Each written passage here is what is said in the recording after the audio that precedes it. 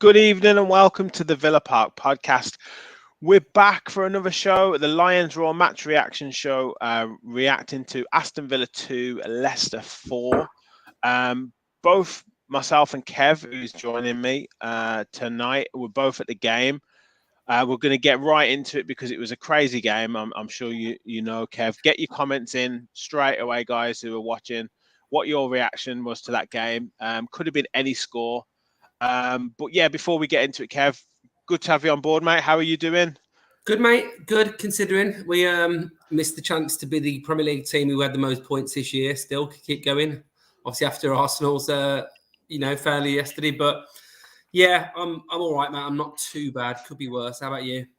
Yeah, could be like I went down to the game with my son. It was his birthday. It was his 9th birthday yesterday, so it came on a nice occasion to take him down to the game. And previous games we've been down to, he's unfortunately seen, as part of his maybe 5 or 6 Aston Villa games, he's seen 3-2 defeats inside the last minute.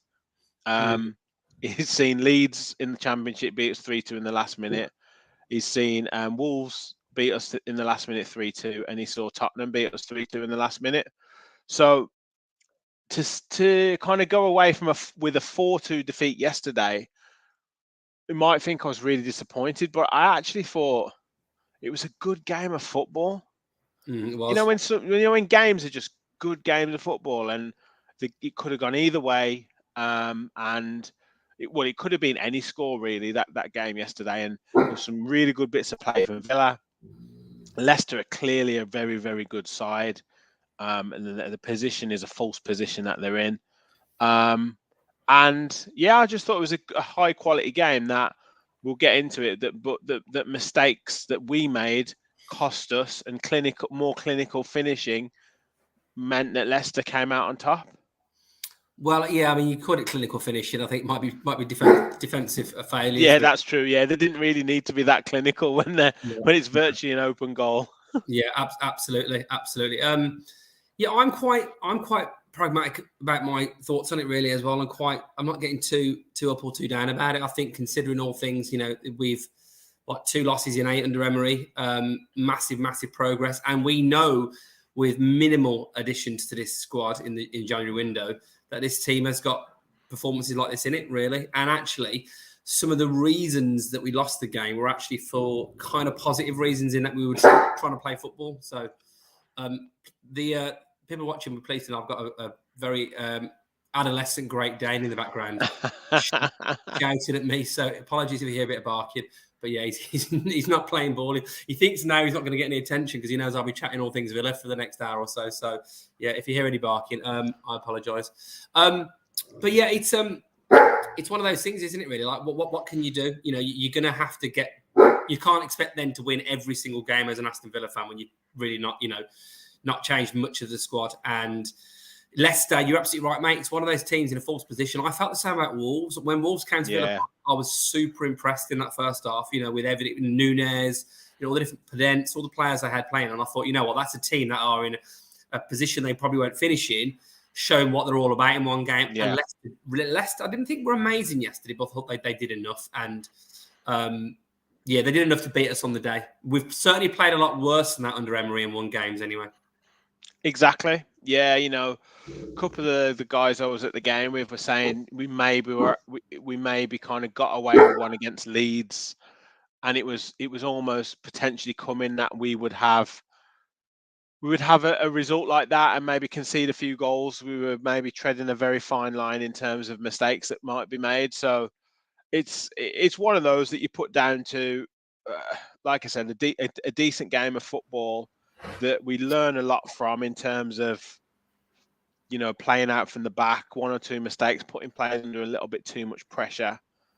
But we also show some some of the football, some of the one-touch passing, we criticize some of the players, like Watkins not being great on the ball, Buendia not getting too involved in sort of key moments, and Louise at times. But some of the football yesterday was absolutely phenomenal. Like some of the one-touch passing, and it was great to watch. I totally agree, and I think we're not surprised by what I'm going to say next. We just haven't got the quality for that to be as successful as it could be. We haven't got the quality in forward positions, and we'll talk about that, I'm sure, as we go through. We haven't got the quality in defence to knit it all together, and sometimes the midfield is inconsistent as well. And there you go, and that's the problem. You can get yourself in good positions, but if you can't finish, or if you're coming out of the back and you just slightly not quite on it, and in the Premier League, it's very, very fine margins, isn't it? So exactly. And one thing I wanted to cover before, we've got loads of comments coming in, so I will go through them all. And guys, please, if you're watching and if you're new to the channel, please do give us a like and subscribe. I think we're at 973, so we're like 27 away from 1,000. So how good would it be to get there tonight? So please do, if you're new to the channel, or if you help us spread the word, please like and please do subscribe. But I was thinking with regards to the Leicester side, particularly that front six, and I was thinking like Maddison, one of the best English players in the league, in the Premier League. Iheanacho, really good finisher on his day. Always plays well against Villa. Always. Harvey Barnes, exciting winger, and very quick. Even though I didn't think yesterday was his best game. Dewsbury Hall, I really like him in midfield. Tielemans, I really like him in midfield. And then Tete, who was their new signing, had a very good game. I mean, their front six arguably is better than ours. It's probably not even an argument. Like it is a better front six than ours, all in all. So it's when they do click, and they like I mentioned I think I put on Twitter, the first 15 minutes we did really catch them cold, and we really came out the traps fast. But once they made a couple of tactical tweaks, that quality shone through, and ultimately I think that's a better front six than ours. Well, if you look at them player for player, you got Tielemans and Dewsbury Hall in the Kamara Louise roles. I think you probably do a toss of the coin on that. I think Kamara Louise are arguably better than Dewsbury Hall, but Tielemans is probably the most consistent and best of all of them. So you probably take the share that. Yeah. The creative midfield, it's Maddison versus Buendia, isn't it? Maddison's going to win all day long what he's doing in the Premier League. And then you've got Barnes or Bailey, well, probably as inconsistent as each other. Yeah, I'd say Barnes maybe. It's difficult, isn't it? Because Bailey's probably scored more goals than Barnes, but I think Barnes knows the Premier League better, doesn't he? He knows what it's about.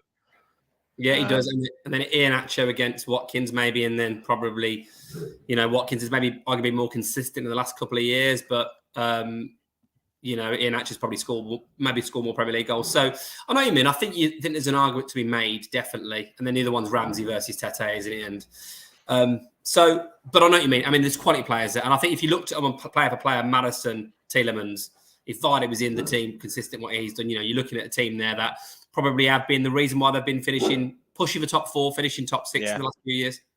Yeah.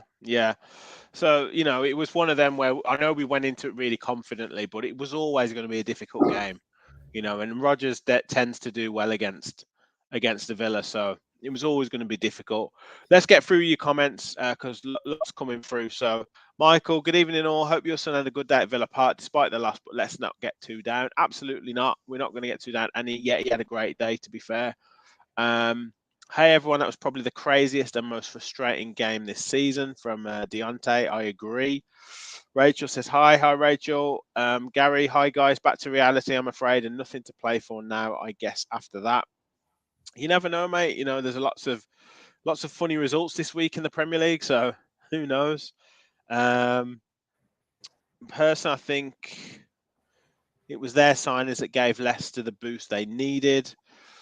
Gaza, free hit against Man City next. Yeah, well, we'll see. We'll see. Now we've got some tough games ahead, Kev. We've definitely got some tough games ahead. Gary said, don't think Martin has made a save. That's how bad our defense was. His goalie didn't really do anything wrong. I said that on the way home. I said I don't remember Martin as making any saves other than basically just picking the ball out of the net 4 times. Yeah. Do you know what? It's a very, very good point. And that goes to show that actually we were fairly comfortable other than the mistakes we made, which if you think about it, is a really good sign. If you dick about with the ball a few times and basically get caught, then look at Liverpool did it against us in a classic situation, that's 7-2. And it was a few situations where you're just getting caught out. I mean, probably less individual errors in that game. And it's another situation when a man who's been absolutely impeccable for us. I mean, I've been trolling so many accounts on Twitter who've been saying who's the best out of Casemiro and Kante, and I'll just put pictures of Kamara saying, "Come on, you having a laugh?" Yeah. But I probably shot myself in the foot with that one. He had his. We'll come to that in a sec. We will come to that in a sec. Yeah, we will. But a couple more comments coming through. Where we got here? Michael says, a work in progress, but I'm extremely confident for the future. Emery and the players learn more from mistakes and losses. From Rachel, a pass to Kamara from Emery was shocking. So let's talk about that. I know you've took a freeze frame. You're rivaling Gaz here. We will do a talking tactics show, but you're definitely getting the match of the day stills here, Kev. But you wanted to talk about this in terms of, this still image of Emmy playing the ball to Kamara. What was on your mind here? What was kind of the key points here for you? Well, I was keen to watch it back. Obviously, after being there live, you don't get the benefit of replays, particularly not the opposition goals. And apologies for stealing your thunder here, Gareth, but hopefully I do justice, mate. We'll look at the position, obviously, of Kamara. The ball's got to get to him. I mean, which is like to happen quicker. Martinez to get the ball to Kamara at a pace which is not so fast where he can at least control it, or any of the three players that are around him getting to him at least to make it difficult for him. I just think it's an impossible pass. I don't think it's on, particularly the position all the players are at, and they're all kind of angling towards and leading towards him. I think if they were kind of like, if Kamara was running forward and had momentum, then fair enough. You've got a momentum of a forward run there. But it just does not look on at all day long. And I remember when I looked at it, I paused it exactly at the moment they're about to kick the ball and thought, I mean, his only option there really is, I think, is to sweep it left or right quickly, and because he's right-footed, to sweep it probably out to the right back position. And when he turns on it, then you're thinking, right, you've got out of trouble. You've managed to get on the first turn. I don't care if you need to hoof it. I think my point here is sometimes we can't be afraid in these situations to just put your foot through it.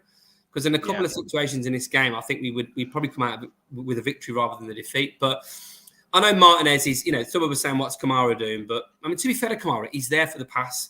But I guess he can't help it if the players converge behind him, in which case, look, we've all played football, haven't we? When you go, yes. And then you go, no, not now. Because you realise there's someone near you. Yeah. Well, even if he doesn't realise that, a World Cup winning goalkeeper should realise that. And what's the problem there? Thinking there's three players around Kamara, ping it long, play it in the channel for Watkins to chase. Or I think Dini was free on the left for a pass. Dini could have made a little run. But we've just got to be a bit clever in those situations. I agree. I think the first point is, when they talk about in cricket, if you play a forward stroke, and you're the batsman, and the non-batter's end, he can't see where the ball's gone. You call the run, but anything else, the non-batsman calls the run. So if you're playing it forward like Martinez is, he can see the players behind Kamara, so he shouldn't necessarily be passing in the ball. The second point you make in terms of if Kamara's making a forward movement to the ball, then yes, you maybe play a slightly shorter pass. Kamara runs onto it, and then he can sweep the ball round to Konsa, or sweep it with his left foot across to Ming. So you've got that situation, because really all he can do there in a one-touch pass, so all he can do here really is just potentially, like you said, play it out to Konsa or lay it straight back to Martinez, there's not much point in doing that.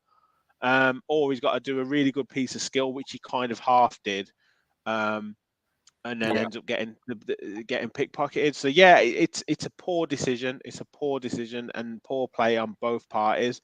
I think when the goal went in, Konsa, if you watch a match of the day, Konsa goes to Martinez and says, on that situation, you should just pass it out to me. Yeah. And he's telling him.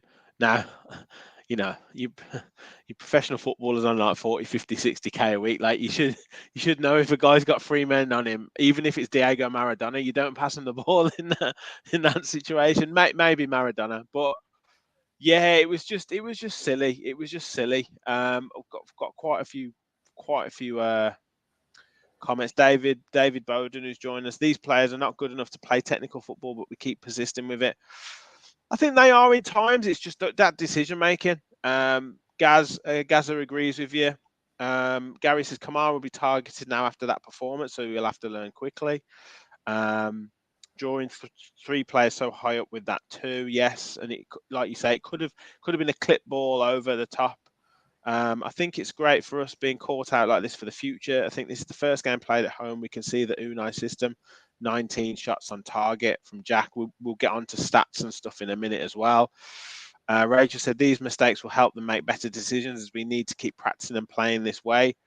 And yeah, we understand, mate. We definitely how Unai wants us to look at home, and some of the football, like I say, was excellent. And if you do get out of that situation, then it's great. Does it also link up to the fact that we haven't necessarily got a target man for them to play a longer ball up to, or Martinez to play a longer ball up to? I know he played like 15 minutes, and maybe Duran could be the potential answer, but in certainly kind of in the main, we haven't had that player that we can just play a good long pass into and know that it's going to stick. Yeah, I was going to say, well, we know Watkins gets his critics. Watkins, I think, has either been a very, very good front lone striker. Dean Smith always used to say, didn't he? Thinks he's the best, like running front. Yeah, running channels is great, and harrying defenders, but but there's been times, obviously, when I think he's been pretty good at holding up the ball, but I think there's also been times when he's been absolutely woeful at it, and the inconsistency is the main word we talk about a lot with Villa. So maybe that is a bit of a question. But look, if they've got enough time to be able to react, and obviously what they've definitely worked on. And the first comment you read through the last lot about, are they not technically good enough? I would disagree with that. But I don't think they're technically good enough to do it to a consistent enough level to get us to be top 8 in the league. I think they can definitely do it, and they've proven they can do it numerous times. But to do that effectively, let's think about it. You've got the Dendoncker goal against Stevenage, the Dendoncker error, obviously against Stevenage. Didn't Louise dally on the ball against Brighton? I know he won that game. And obviously now, so therefore you've got a situation where there's 3 examples under Emery. Now, are there more examples of when it's worked really well for us? Well, you probably saw the balance of things. If we'd have said, not that this is how football works, right, Emery's going to come on, and after 8 games, we're going to have 16 points out of 24. We're going to fly up the league away from relegation, in no trouble of relegation, but we're going to concede 3 goals in 2 in the league and 1 in the cup, which are basically going to be our fault. You probably would have gone, sign me up here, please. Yeah. So I don't want it to happen. I don't want it because this is the kind of thing which in big games, the better you get will really cost you. But I just think there's an easy option there, which is worst case scenario, put it out of play. There's another point as well, which I think we need to bring up here is what's the classic thing you always say to players, even at a very young age, play the way facing. Amount of times I get shouted at 5-a-side when I try and turn into trouble. Right, play the way face it, and it's so clear, isn't it? Kamara can't see what's behind him, but he can certainly see peripherally, diagonally. Go back to Martinez. Or worst case scenario, it might be a bit of a panic, but just hoof it out of play. But do not turn into potential trouble and gift a goal. Yeah. No, it's Michael makes a good point. Watched Everton and they played 9 long balls. They played 4. They only won 1. We need to stick to the process. Would totally agree. Totally agree. It's just a case of doing it at the right times, and the players will learn. There'll be time, obviously Emery said it. There are times when we need to play it a little bit longer, or we need to go a little bit more direct, or miss out the press and go into that middle third.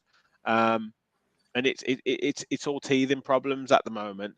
We talked to Watkins there, and obviously, before we go into sort of more mistakes that we made, we obviously played, some really good moments of football, and seeing the first goal back on Match of the Day, it's a really, really good finish, to be honest. And timed his run really well, got into position to volley it with the outside of his right foot, and it's not an easy finish. And it would have been a fantastic goal if it goes in off Buendia, but.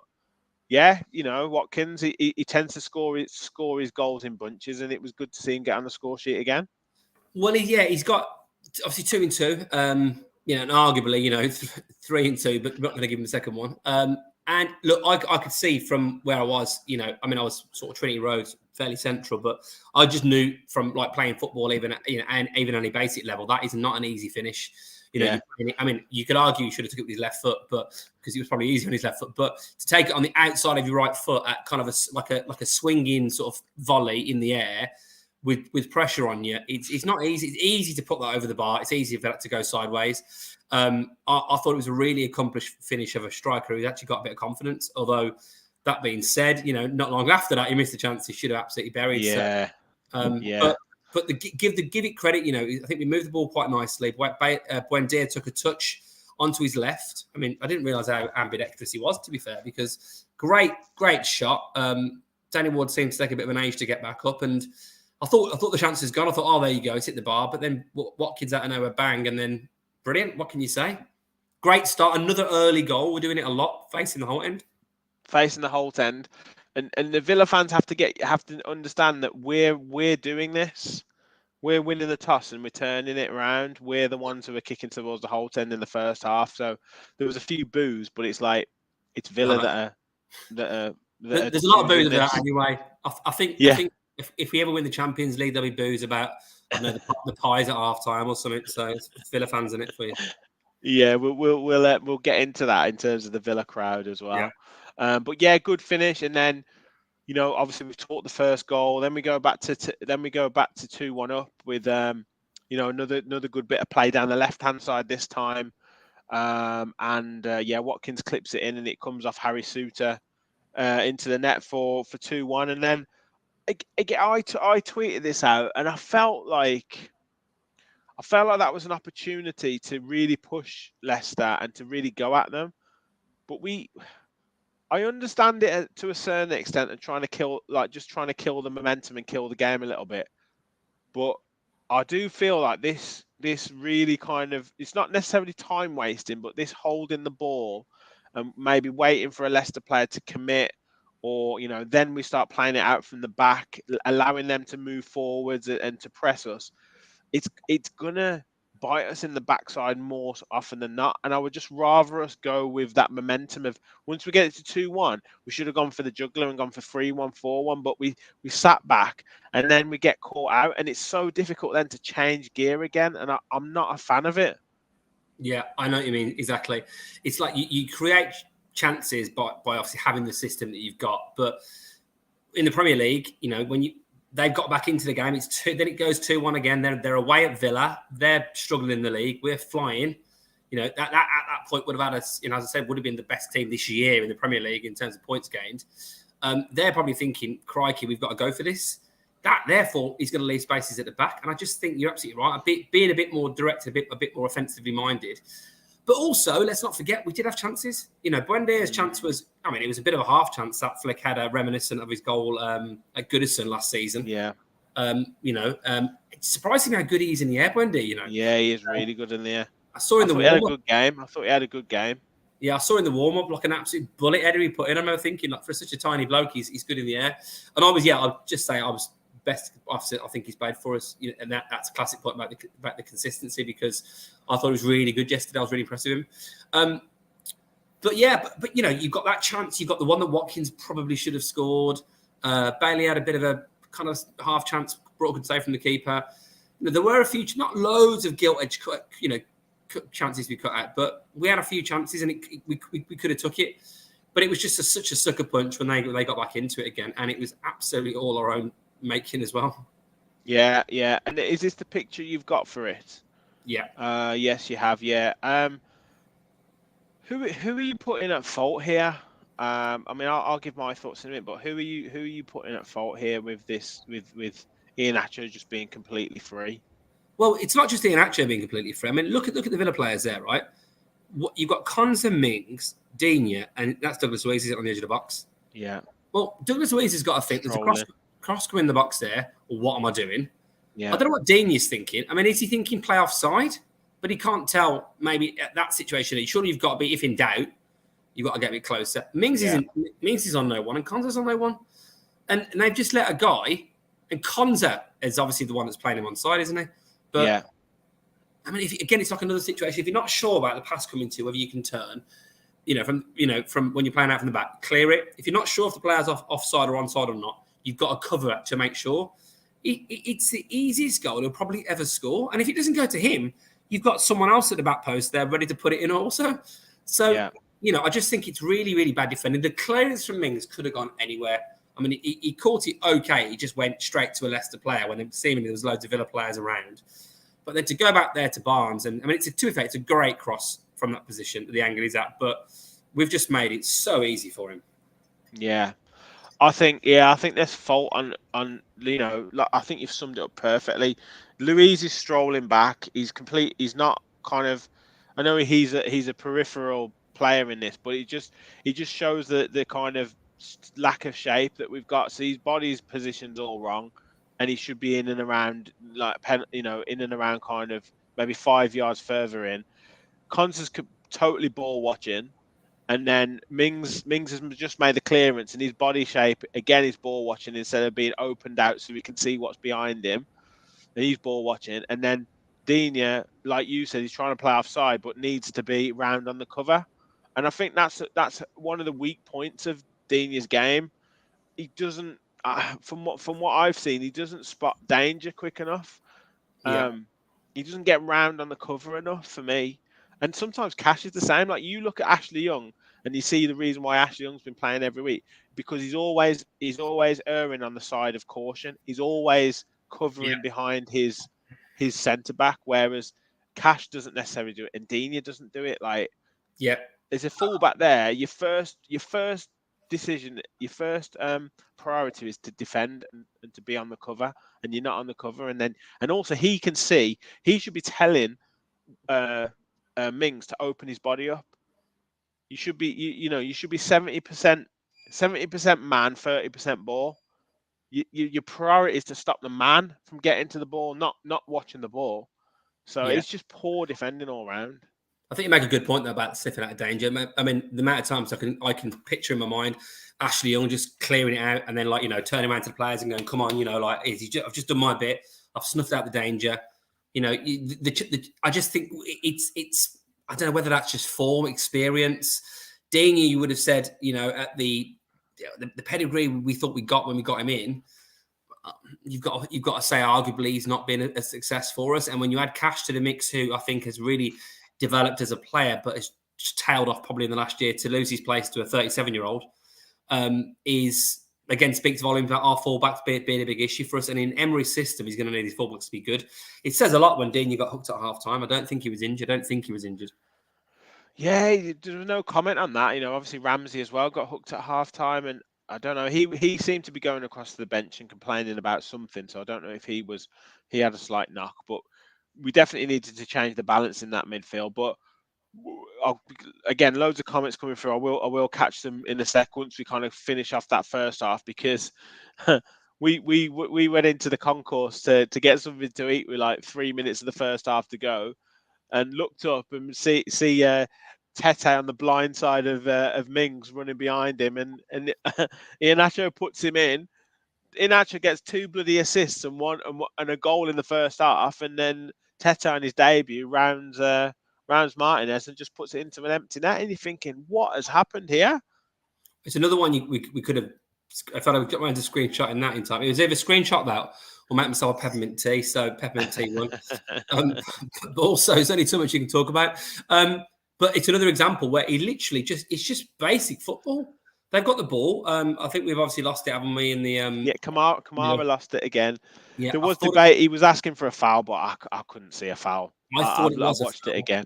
I know you said you thought it was, but I've seen it on Match Today. I'm like, nah. Well, not a foul for me. You can tell from Kamara's reaction. Straight afterwards, I saw Kamara's reaction, and he didn't moan once at the ref, and I thought he knows. I think he tripped over himself, didn't he? Yeah. Because he got away from trouble pretty well. I must have thought, I've got to set my system now. Bang, he's in there, and it feels like, hang on a minute, you know that player's going to run. You know he's going to run. You got to go with him.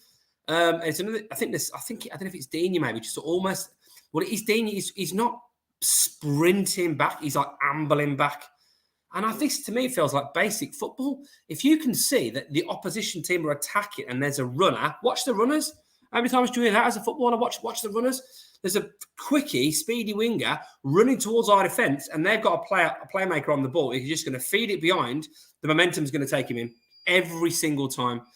And it was just a basic goal. And all of a sudden, you've gone from 2-1 up, absolutely easy street, against the team languishing at the bottom of the league, to being 3-2 down at half time. Talk about a sucker punch.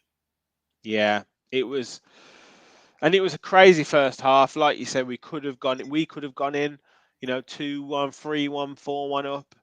And obviously they ended up getting 2 goals, and that was really their only 3 chances that half. And yeah, it was so frustrating. I mean, I've got a quite good question from Gary, which I will leave till the end. I've started it to leave till the end, but Rich, pop that last comment up there from Rachel. Good comment, Mrs. Rach.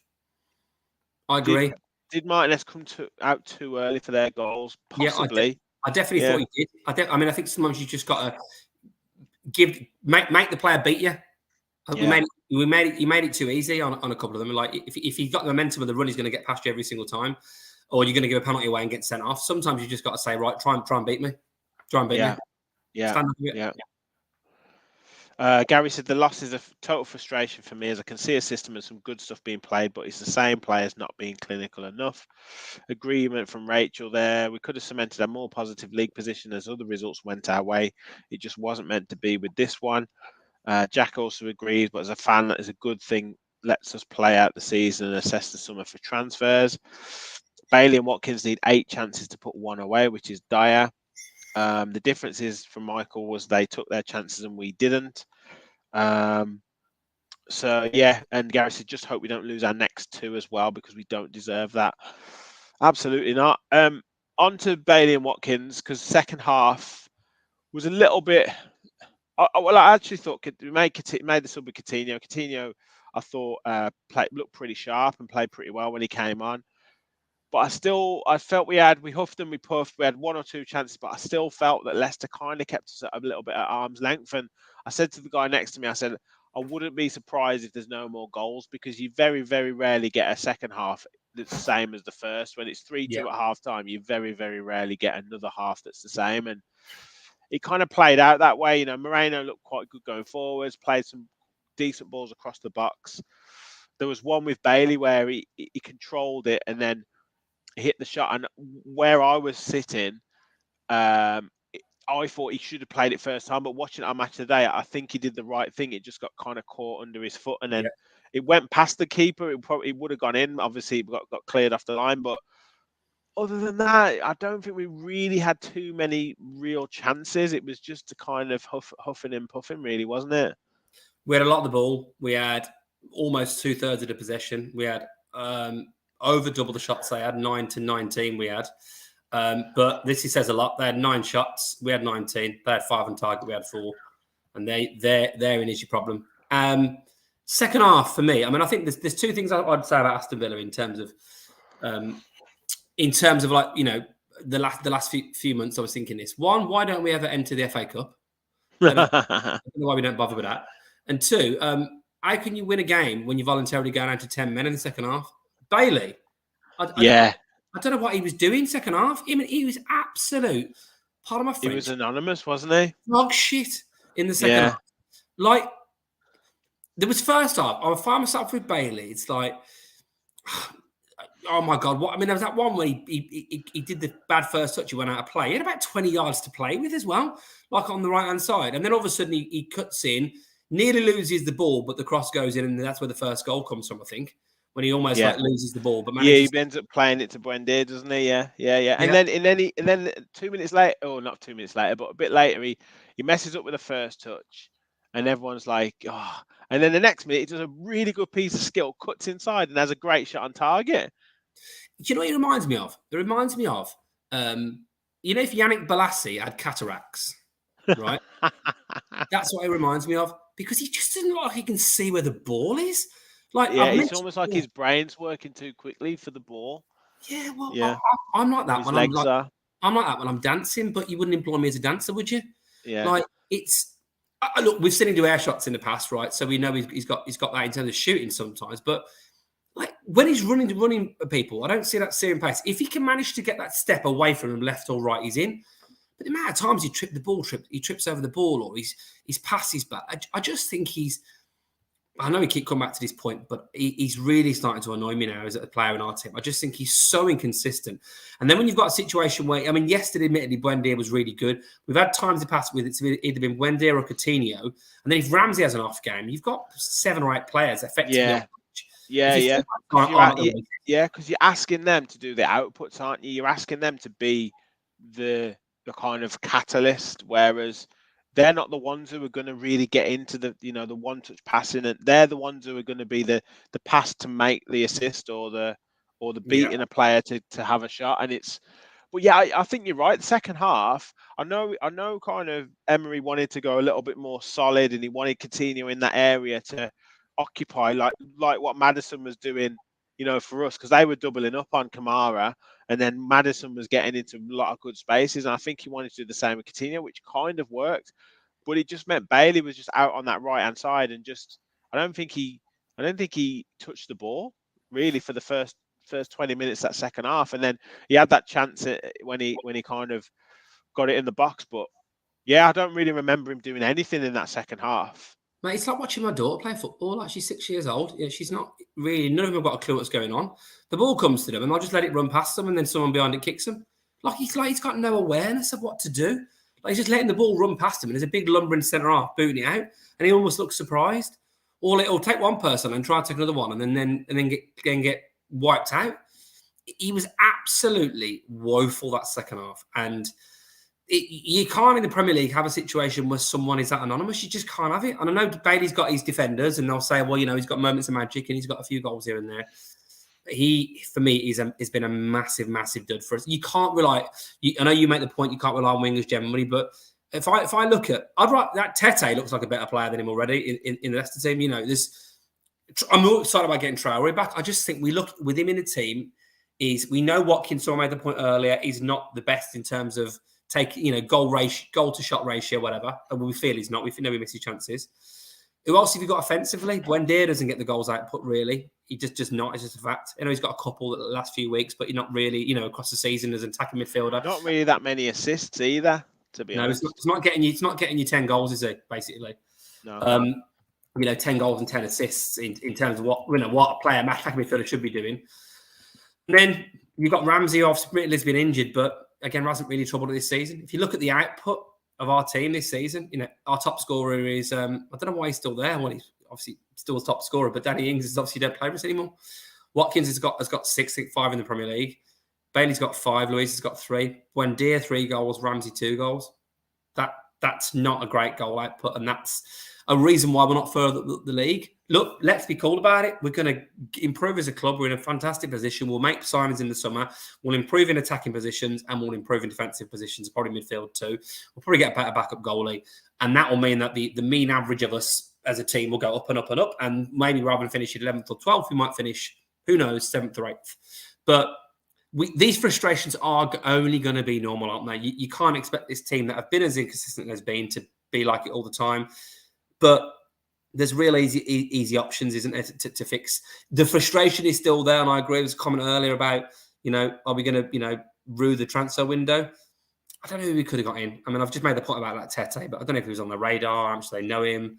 I doubt it. Yeah, I mean, I don't know what the squad you've got. I think someone also said it's not the lack of signings isn't the reason we lost this game. It's the mistakes, and I would agree with that. Yeah. We were looking at, I did bring the stats up, but I will bring them up again. But because Adam says, is it worrying that we had 14 shots off target, looked a little toothless, even with good moves? So let's take a little deeper look into the stats anyway, because I think that's right. Like I said, that huffing and puffing in the second half, but like you said, Kev, 63% possession that we had, 4 shots on target, 2 goals out of those 4 shots on target. But 19 shots, 739 touches, 564 passes, 11 corners. Didn't really have too much. I know Buendia had the glancing header off the bar, but we didn't really look too threatening off corners either. And then Leicester scored from their 4 shots on target. And I reckon if you looked at their XG, it'd be ridiculous because they were just basically in front of the goal. But yeah, it's I don't know. Are we? You've made the points there. Is it just that not ruthless enough in front of goal? Is it just lack of quality? Is it we're not, even though we're playing like some good football, and we're not putting the players like right in front of the goal for the opportunity? What could you put your finger on? I think it's all that, mate. I think it's the lack of quality. Look at this season under Gerrard. I mean, similar players. You know, the Bournemouth absolute catastrophe where we didn't look like really scoring at all. You know, bottom of the league, West Ham, and we didn't look like scoring. Leeds, when they had 10 men, didn't look like scoring. Forest away, and Young got a pop shot from the edge of the area, didn't look like scoring. There's just so many games where we've had good play at times to get goals, but we don't create enough. The point you make about corners is a very good point. Free kicks the same. I know, like Austin McPhee has had his critics, and he got a bit of praise when Dini scored a free kick. But really, I don't know what the plan is. What's our plan? The plan from free kicks to me, or corners, corners seems to be Douglas Luiz shoots. And he hasn't done that much lately. And the plan from free kicks seems to be don't do much with it because we don't look, Cons is a decent sized fella. So's Mings. We've at times got a Dendoncker in the team. Watkins is all right in the air. But ever look like scoring a header. Ever. So I was quite excited about getting Bednarek because I had memories of Bednarek and Vestergaard seeming always heading the ball himself. Yeah. A Dunker, a Duffy, or a Webster, or these like big centre halves, a Dan Burn, whatever, and a Shah, whatever. But we don't ever look like it. So I don't know. Someone might give me some stats and say actually we score loads from set pieces, but I don't think we do. So if you're not doing that, and then also you've got players in offensive positions like Bailey and Watkins who probably do need a few chances to score. What can you do? I think this team with a real quality number 8/10 and a real quality striker and a better winger and maybe better fullbacks. Better team, basically. Better goalie. Better kit man. No, joking. Key positions, wide up top, fullbacks. I think will be a right team. Yeah. I'm tempering it with the fact I don't want to get too kind of sensationalist about this game. Like I said right at the start, I didn't come away from the game thinking we're crap. Everything's wrong with the world. I felt like it was a good game of football that, both teams are similar in standard. Both teams played some really good football, and it just so happened that Leicester got that goal because we had that goal disallowed. Could have made it 3-3. It was Luiz who was just straight offside. I'm not quite sure whether he could have got back a little bit quicker. I don't know. And then they obviously Moreno makes a mistake, and it's an easy chance to make it 4-2, and then we're never coming back into the game. So it's one of them, isn't it? It goes to 3-3. We get the momentum. We probably go on and win the game. They get the killer goal, and that's football at the end of the day, mate. Yeah, but they were absolutely there for the taking. I thought that, I thought they played pretty well. I thought their new fullback looked pretty decent, actually. Yeah. Bailey got absolutely no change out of him whatsoever. Yeah, not after the first 10-15 minutes. No. I thought he did well first 10-15 because he went both sides. He went outside, and then he came inside as well. So I thought, he's got the beating of him here. But then, like you say, second half he was in his pocket. But yeah, but for a day, it was quite an accomplished journey. But again, if you've got designs on wanting to be a team that finished top 8, you've got to be beating Wolves at home. You've got to be beating Leicester at home when they are where they are in the league. I'm only going to judge that on the Emery era because I could talk about it all day with Bournemouth and Forest and all that. But yeah, we threw it away, didn't we? I don't think this really was about Leicester playing particularly well. People are talking about Leicester being back and this. They didn't have to do much. We made it really easy for them, and we still carved them open loads of times and created loads of opportunities. So, I mean, if you think about it like that, it's actually it should take quite a lot of positives out of it. Yeah. Comments. David said, Bailey, Watkins and Buendia start matches at full throttle but drift out of matches. That is a very, very, very good point. Bang on, David. Absolutely bang on. Paul Welford, hi, Rich and Kev. I think in the summer, get rid of Mings, Dini, Chambers, Olsen, Coutinho and Dendoncker. I think there will be a clear out, mate. I definitely think there will. There's still rumours of Coutinho, like his agents putting him out there to clubs that haven't had their transfer window Mm. shut at the moment. So you Turkey. never know. I think he'll get the season out of him, and I think he's actually he's looked almost kind of getting back to his old self. So that we'll wait to see on that. John Steele says Dino is surely second choice now. He can't defend. Agreed, mate. Agreed. I wasn't impressed. I don't think he touched the ball for the first 15 minutes either. I think Yeah. Moreno, as much as he's had a couple of bad moments himself, he offers so much more going forward. Yeah. So much more. So if it's a straight shootout between those two under an Emery system, I think it's going to be Moreno all the way now. Yeah. Michael says, I like Bailey, but he's not consistent from one game to the next. As for Watkins, I believe he's one of those players who will be good in 2 years. Gary and Leicester have had trouble scoring all season, and they get 4 on Saturday. They had a plan to target Kamara, and it worked perfectly. Deontay said, this is a learning season. We're still learning how Emery wants the team to play. Those thinking about Europe can forget it. I expect us to be more strong and difficult to beat next season. I totally agree. I'm just sick of these learning seasons. That's my problem. Last season we were in this position. Gerrard had a good start, and we were like, oh, it's time for Gerrard now to assess the players and wait for pre-season. If we're saying the same thing about Emery, what's it going to be like if Emery has a bad start to next season? Are we just going to be in the same situation again? Yeah, I know what you mean, and you can't take it for granted in football. I mean, I feel really confident that we will make some really accomplished signings in the summer, and everything else. The players coming through, whether it's going to be Tim Iroegbunam, whether he'll even have a future in the team, depending on who we buy. But he's highly rated. Whether Archer will, we've got Ramsey, obviously the other Ramsey. Who knows? There's youth. If the youth isn't good enough, we'll make a lot of money on them based on what we've seen so far, and then we'll. I've got no doubt we'll bring players through. And you can already see from Emery the way the difference he's made already that the signs are really positive, really positive. But you're absolutely right, mate. It's been a learning season ever since 1982, hasn't it, really? Absolutely. We just keep doing this never-ending circle of learning seasons. Yeah. John says, Mings has been our best defender all season and people still want him out. He was badly exposed by Dini's indecision. Yeah, I don't get the Mings criticism. I really don't. I think he's been probably our most consistent defender this season. Yes, fair enough. We've highlighted the fact he was ball watching a little bit on that first goal. Probably on the second goal, could have got the clearance further afield. But in the second half, he made that run right up the left-hand side, driving us forward. Like, that's what you need. He is our real leader in the team. And I've always liked 100% players. If he makes a mistake, he makes a mistake and he means it. But equally, he will throw his body in the way of anything. And you can't ask for anything more out of a centre-back for me. Yeah, I agree. I think Mings has been... I think I called him at the start of the season as being my surprise of the season. Didn't I? Surprise package, because I felt after the captaincy situation, I thought he would bounce back, and I've got to say, I think he really has. I think he's been easily our best central defender. I know there's been a few changes in that. Cons has played most of the game, obviously.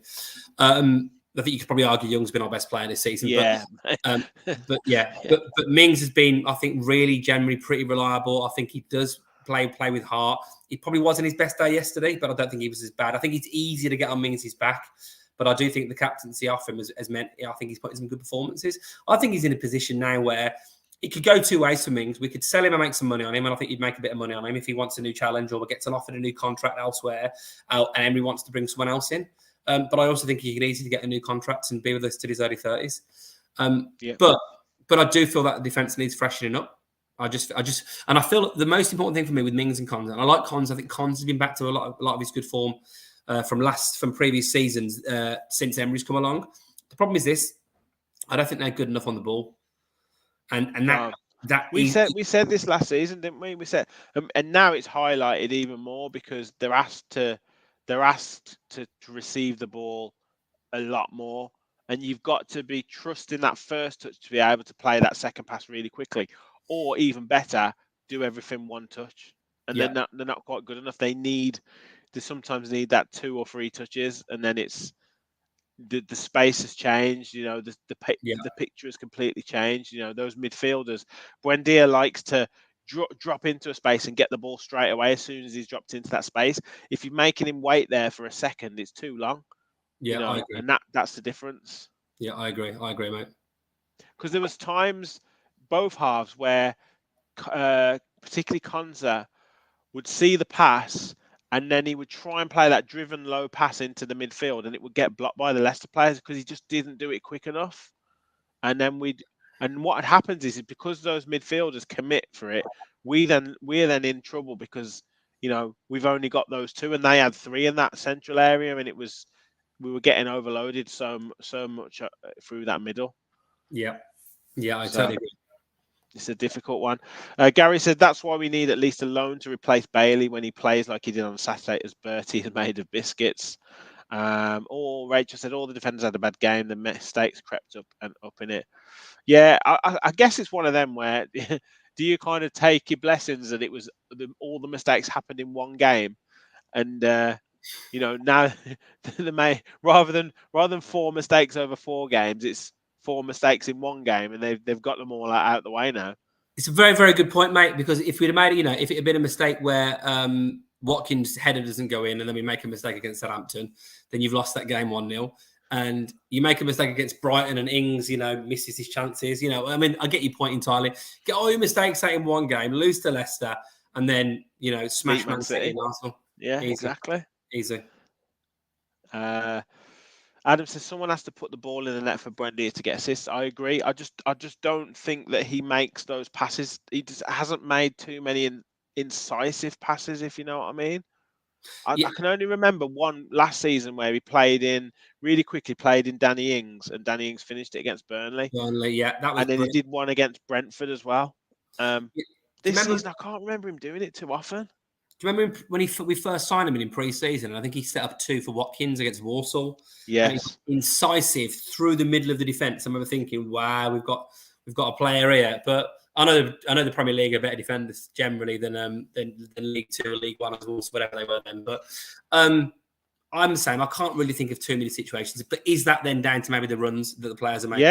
Yeah. Could maybe well be. Yeah, I do think there's been some stuff I've seen out there about when they're actually creating a lot of chances, and it's easy to put, isn't it? It's easy to put highlight reels together or low light reels together as well for some players. Talk about how bad they are, but and there's some good ones going over Buendia. But my issue with Buendia has always been I just think he's not influenced games enough, and I felt it was his best game I felt for us that I'd seen. Yeah, I've been a big critic of Buendia, but I thought he had a really good game yesterday. I really do, and. Long may it continue. Apparently, he had a proper one-to-one with Emery, so I'm sure there was video analysis. I'm sure there was kind of telling him where and when to play and when not to play. So hopefully that he takes that on board and pushes on further. Yeah, but the thing with Buendia is this: if he's playing or Coutinho and Bailey, and maybe a Digne, you've got a situation there where you've got quite a flimsy, not particularly physical team playing out, and in a physical league, that is, I think, is sometimes a real Achilles heel of ours. We're not physical enough. Yeah. Talking of physicality, and Michael's got the question there. Everyone's thoughts on Duran. He came on for last 10, 12 minutes and looked like he could hold his own. Got absolutely clattered in his first touch by Fayez. Was it Fayez or was it? It was Soyuncu. Soyuncu, sorry. Yeah. And same barber. Yeah, got back up. But yeah, look promising, mate. It's a difficult one to come on when it's 4-2 and you're not going to win the game. But some good signs. Looks quick. Looks strong. Looks like he can, hold the ball up. Played a couple of little nice one-touch passes. Yeah, it's very difficult to say, but in the Premier League, looked like he could hold his own. Easy to get carried away, right? Of course it is. Absolutely. You see, it's like even before we sign players, sometimes you see highlights. We were like Wesley, oh yeah, there's a player there. Yeah. Nah, I never thought Wesley was a player. No, he couldn't run. No, couldn't run from good, couldn't finish, couldn't play football. So 3 big problems. No, I mean, obviously, he scored against, Minnesota or something. Wow, he's what a player he is. I know people might think I'm likely to say this because I probably would play Floella Benjamin ahead of Leon Bailey. But, or pick any random 80s TV star, whatever, John Thor, anyone. But I honestly think Duran showed enough in 10 minutes to warrant getting ahead of Bailey in the team. Genuinely. Particularly away from home, like you need that. You need to, like I was saying on the way back. You almost want like I know you're going to say Bailey like in the back at Bodymore Heath, but I'm not going to say that. I'm going to say you always want Bailey to come on with like 15, 20 minutes to go when a defense is maybe a bit tired, and then you've got you like bloody hell, I've got this guy running at me now, and he's got that kind of short space of time to make an impact. Yeah, I mean, Whereas maybe, when he's starting, it's like someone said before, he just starts okay, and then he just fades throughout the game. yeah, maybe a defender is tired after 80 minutes. If Bailey does a horrendous first touch, they're not quite as responsive. Yeah, so he's going to get there. I mean, look, I think he can be effective, kind of at times, Bailey. And if you're chasing a game and you need a goal, I mean, he's got a shot on him at times. And I think the one thing I'd say what I like about Bailey is, well, there's two things I've liked about Bailey. There's times when I've seen him often in pre-season when he kind of cuts in and feeds the ball into the corner, reminiscent almost sometimes of Traore. But I also think he puts in a good ball. I think he puts in a good delivery. I can't remember the first. I think it might have been in the first half. There's a really wicked free kick went in. I think it was played to him, and I think he whipped it in. He does whip a good ball in, but and maybe actually with a better striker in the air, then possibly get a few more assists. But yeah, look, it's easy to get carried away after 10 minutes, but I did feel like John Duran, I didn't realise he was going to be that quick. There was one turn of pace he showed, and I thought, wow, he's rapid. He looks strong.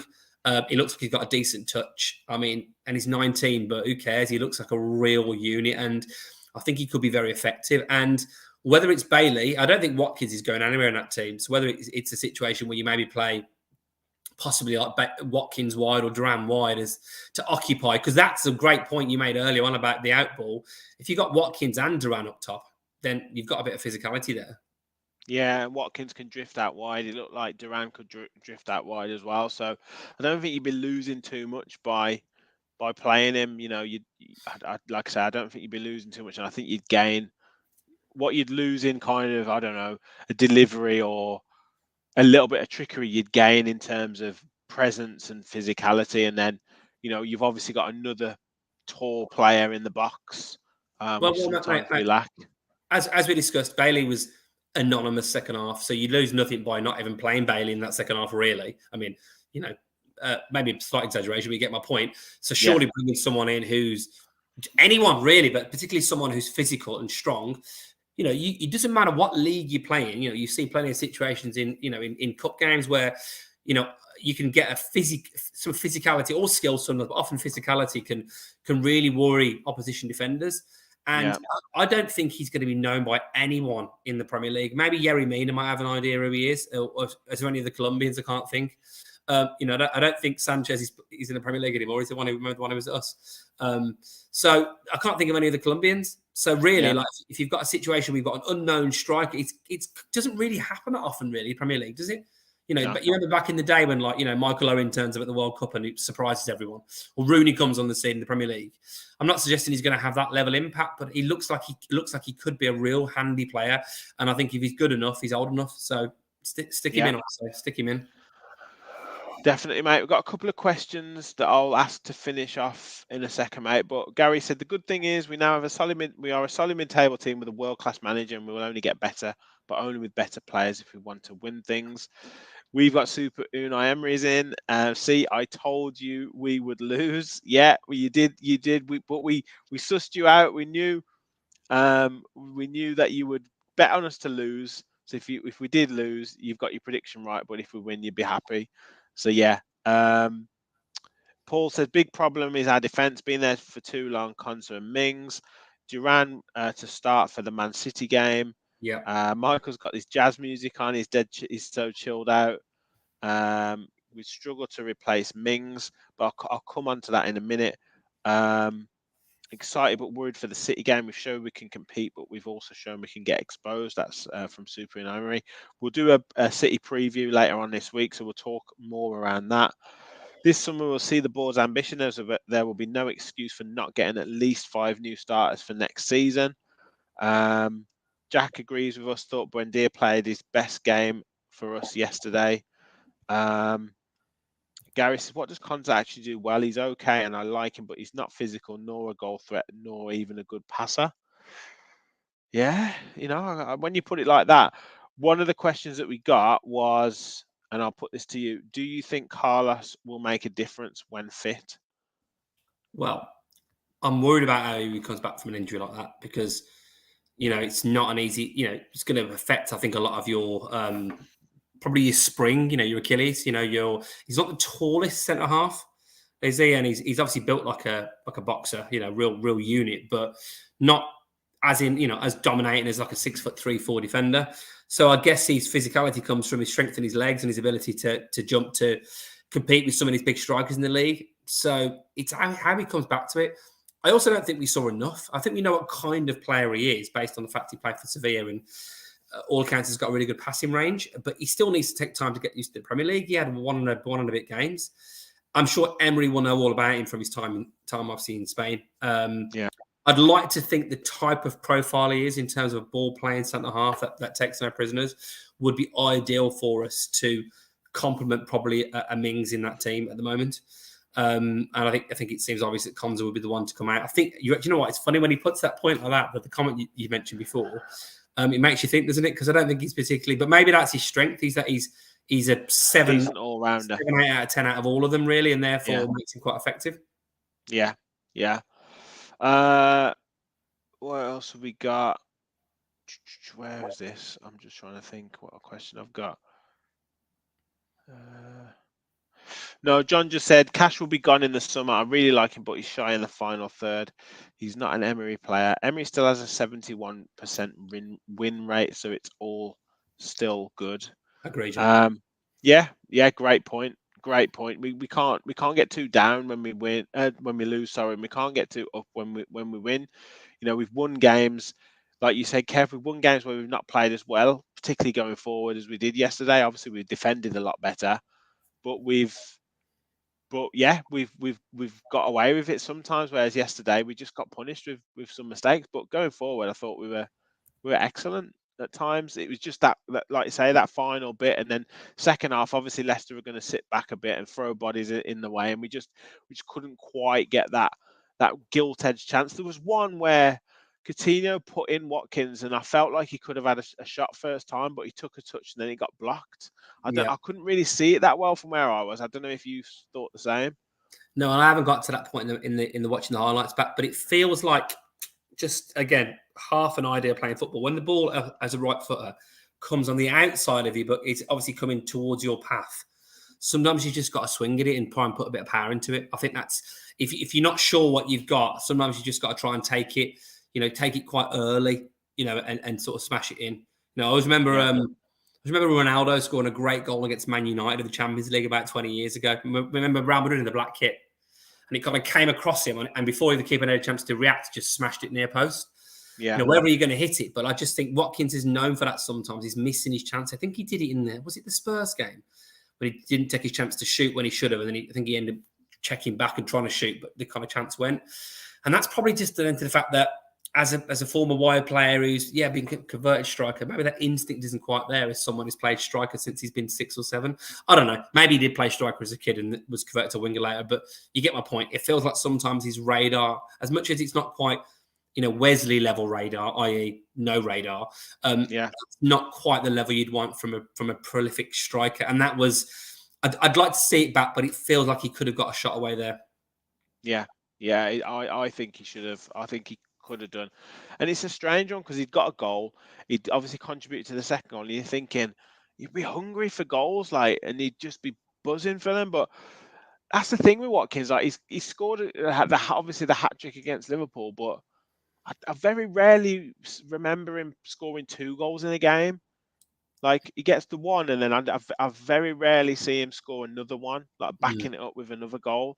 That's not what, and it's not been a one for Villa strikers probably since, well, obviously Tammy in the Championship, but in the Premier League, like Benteke, really, I can't remember another striker who's got a goal and then been hungry for the next one for a long time.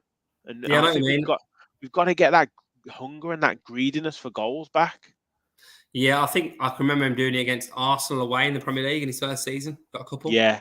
What performance that was, reminisce for a brief second. That was phenomenal. Oh, God. Grealish swashbuckling down the wing. Anyway, stop it. When we had the hoodoo over Arsenal, when we seemed like we beat them all the time, and all of a sudden they're top of the league, and we're coming back anyway. But no, I know what you mean. It's just this is the thing with a striker, isn't it? Maybe that's Premier League level football now. You get 10 plus goals from your striker and you're happy with it. And Watkins has been involved in more goals than anyone else in Premier League for us. So, that's a good stat. And, 5 goals this season, and you'd think he'd probably, if he stays fit, will get another 10 plus. And there's not that many strikers in the Premier League that are scoring prolific amounts of goals. I mean, even Erling Haaland, could have a season this year where he doesn't win anything, but he's obviously been absolutely crazy in terms of some of his stats. But I think other than that, there's not that many strikers that are absolutely smashing in the goals, are they? So if you look at the Kane's got a few, Tony's got a few, but he's dried up a little bit of goals. Yeah, you bang on. It's just, I don't know, they almost get one and then they're kind of asked to do the job for the team again, and it's like, just get goals, mate. Just get goals. Be greedy. But yeah, I say loads of comments, guys. Please, if you haven't already, drop a like on the video. Really help us spread the word of the channel. We're so close to 1,000 subscribers. I'm imagining sort of 24, 25 away now. If you are new to the channel, please do subscribe and help us get to that 1K. It would be phenomenal to hit that. I'm running since August properly as a channel, to hit it now would just be great. Would just be great. So please do, like I say, leave a like on the video and subscribe if you're new. I'll get your man of the match, Kev, and finish off with one question as well from David, but want to just go through quite a few comments here. Paul says he wants Pau Torres and Carlos together. Yes, please. Also, Nico Williams and Sarr would be good on the wings, plus Guendouzi in centre or midfield. If Leicester get 4 with those mistakes, City will get 8 from Gary. I don't think we'll make those mistakes, though. I don't think we will. Rachel says Sarr is overrated and not really good enough. Agreed. Jonathan David is the striker that we need. We could well be. Not based on the World Cup, though. I wasn't that impressed. No, he wasn't very good, was he? But he's come back from the World Cup on fire, apparently. Jack says, Gary, if Costa can get in the starting 11 early, Konsa is a quality backup centre-back. You mean Carlos? I think he means. Yeah. Peno says, Buendia made an incisive pass yesterday and Watkins took a poor first touch, which was in the first half. We've got Super Unai Emery says, Coutinho looked decent when he came on. I can see he wants to do us and his family proud, not a cocky player like our fan base stinks. Yeah, it seems like the old Coutinho is starting to come back. Maybe he's had a fair few injuries and he seems to be getting back to fitness. The meetings this week will be very long this week for the players. Jack says Rachel is based. Speaking the truth. Yeah, definitely. Always great comments. Always great comments from everyone as well. Deon said Duran will push Watkins for that starting spot. Never know. They might both play together. We've got Super Emery thinks John Duran's going to get a hat trick against City. I mean, that would be phenomenal. Think he needs help, Bailey, with coaching staff to guide him. Well, he's got the best coach to help him in Emery, so we'll see. It's just whether he can take it on board, and also it's whether he's good enough to take it on board ultimately in the Premier League. Not necessarily like whether we know there's a player there. He's obviously a good player. It's just the fact that is he good enough for the Premier League? Because sometimes he's like say his first touch, and we've commented on it, Kev. It just seems like he doesn't quite know what he wants to do with the ball. And his first touch takes him so close to the players that it's almost like a tackle, the second touch, or trying to get past someone. Yeah, I think the coaching point's a very, very good point. So I was thinking it's actually about these players are if you look at the balance between Gerrard and the Emery eras, it's night and day. And it's effectively the same players that are just being coached better and are performing better. But I think you also count that point really well, Richie. I don't think no matter coaching affects really your first touch. When you're close to the 26th and 25, which he is, I think he's going to be 26 in August. Yeah, probably he's 25 and a half. He's played the Bundesliga. He's played obviously Premier League. He's played internationally. And I just think he's average, really. I don't think he's particularly good. I don't think he's a top 10. I don't even think he's really a top 15 Premier League player. He's the kind of player I could see playing for a Bournemouth or a Fulham or maybe a Cardiff. People might think I'm crazy saying that, and he's going to go and start ripping up in the Bundesliga again. But I just don't think you can rely on him at all. I don't think you can rely on him to control a ball and put a good cross in the box. I don't think you can rely on him to beat a man when he's got momentum. I don't think you can rely on him to finish consistently when he gets chances. I just don't think you can. I think you get a lot of heart, you get a bit of emotion. I think he wants to do well. I want to do well playing for Villa, but I think we just need better, don't we? Yeah. Gary, Duran is like Roberto Duran, no relation to Street Fighter, who will hassle you for 99 minutes, not just 90 minutes. Watkins seems fundamental to Emery. Currently, Totally agree. Currently, yeah. Penno makes a point. Bailey has no overlapping fullback to help him in this system, so it's usually 2-on-1. I think this doesn't get considered when he is criticised. Every winger, apart from the elite, is inconsistent. Well, I've made that point. And so I don't want to do too much on Bailey, but yeah, it's certainly one to consider in terms of that. Like maybe he does have two players on him, but sometimes I think his touch can take him away from those players. And if he's as fast as he says he is, then and we think he's meant to be, then that sometimes wouldn't be an issue. So it's more about what he does before he gets the ball for me. Like he's not thinking about where he wants to go, which is the big thing for me. So his first touch then ends up being to try and control the ball, and the defender's already on him. What have we got here? So yeah, Leon Bailey's agent said he's the best wing in the world. Okay, when are we going to see that? Rachel Bailey and Watkins are confidence players. If his first touch or goal comes early, they push on. If not, they run out of steam. In my opinion, Carlos is approaching 30 and will likely be a bit injury prone, maybe not what we need. We'll have to see. We'll just have to see. Like Rachel says there, we'll have to wait and see with Carlos. This was his first major injury in his career. He also came to football late. We won't know until next year at the earliest, in all honesty. You know what? I thought about Carlos before as well. Like I think up until the point he came to us, he played consistently 30 games a season since he made it, really. Yeah. So, 30 plus, and probably getting into the last few years, it was 40 at Nantes, 45, 46, 45 at Sevilla. So I think recent years he's been really actually consistent. But I think the big question for me is this injury with Carlos? What happens? Yeah. Marco's joining us, just saying a part of goalkeeper and Louise and Kamara. Apart from the goalkeeper and Louise and Kamara, we don't have any consistency in any position in the pitch. Yeah, agreed. Adam says, love a Tony or Antonio right now. Antonio, definitely Tony. Emi Buendia gets praised this week. Watch him have a stinker next week. I'm betting on it. Yes, that's the problem. That is the problem. Do we have the worst record in signing wingers in the last 5 years? Everton, maybe. Yeah. They sign our guards. When we sign a player from a shed. Yeah. Quick point on sort of man of the match, mate. Who gets the nod for you from yesterday's game?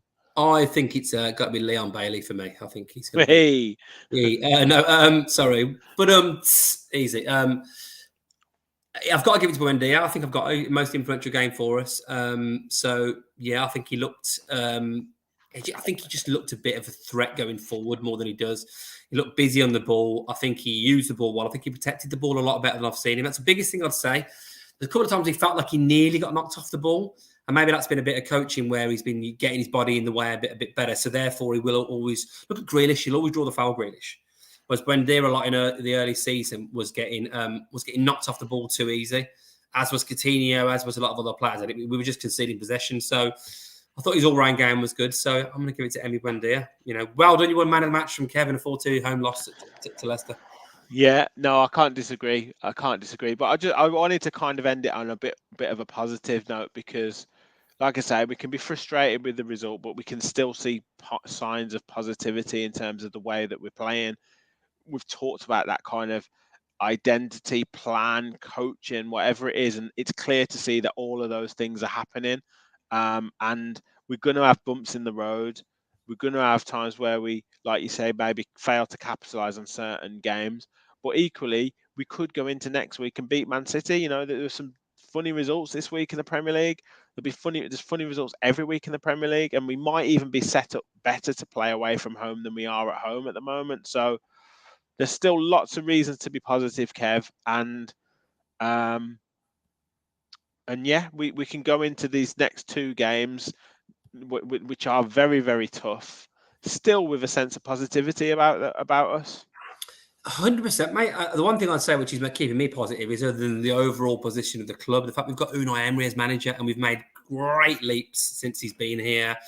And, even despite how horrendous Kamara was yesterday at times and some of the mistakes he made, I actually felt generally he played, other than the mistakes, actually played really well. Popped around, used the ball well, actually was brave. I just think that midfield partnership looks like it's really, really exciting. Fair point someone made about, the inconsistency elsewhere. So I think that's a real positive. But the other positive for me is this, particularly with our away form. I'm not really that phased about playing anybody in the league at the moment. And I would never have included Man City in that, but they are in not a great form in the league. Not consistent at all. And they're going to need to get a result against us, really, if they need to beat Arsenal, which you can be worried about.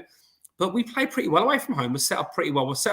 To, I think what happened with Gerrard last season, I think with Emery, I mean, anything could happen against City, when they're going for the title. But I think we'd be a bit savvier than that, with an Emery as manager. So I'm not really having any fear from playing them.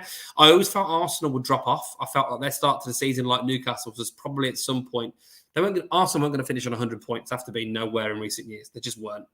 Yeah, they've made some good signings and they've had some good players coming through to that system, through from obviously the age groups, but it just wasn't going to happen. It's always going to drop off. And the Everton one, I think, will really rock them. They didn't really look like getting back into that game. I saw quite a bit of waiting for the Villa game to start. City will want to respond, of course they will, but I don't think under Unai Emery with our away form, I don't think we go there with any fear at all. If anything, I think will be wanting to get a reaction from the players. So I think City should be more worried about it than us, because we're playing for what the who can finish top of the 13th to 9th league.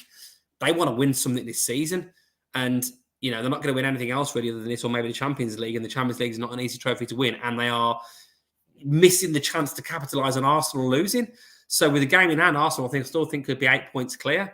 So I'm also liking this as well. We're going to make a big difference in the title race. It's nice to be relevant. Remember last season, the City game? We were relevant, for 70, 80 minutes. We were relevant. So, but I don't want us to be like a gimme for these teams. I want Man City to be thinking, crikey, we've got Villa, and then Arsenal thinking the same. So that's what's giving me a bit of confidence at the moment.